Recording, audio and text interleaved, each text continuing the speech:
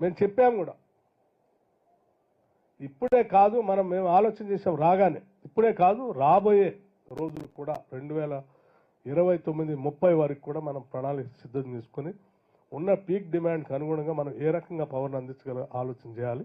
ఆ పవర్ కూడా ప్రపంచవ్యాప్తంగా జరుగుతున్నటువంటి మారుతున్న పరిస్థితులకు అనుగుణంగా ఎటువంటి పవర్ని, చీప్ పవర్ని, క్లీన్ పవర్ని, గ్రీన్ పవర్ని ప్రజలకు అందించాలనే దానిపైన కూడా ఆలోచన చేసి ముందుకు పోతున్నాం. అందులో భాగంగానే ఈరోజు రాబోయే పీక్ డిమాండ్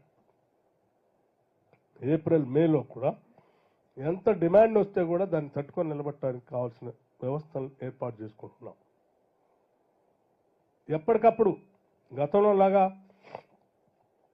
దీని రివ్యూ లేకుండా వదిలేసే పరిస్థితి లేదు. 2-3 రోజులకు ఒకసారి రివ్యూ చేసుకుంటూ, గంటకోసారి డిస్ప్లే డాష్ బోర్డులు కూడా పెట్టుకుంటూ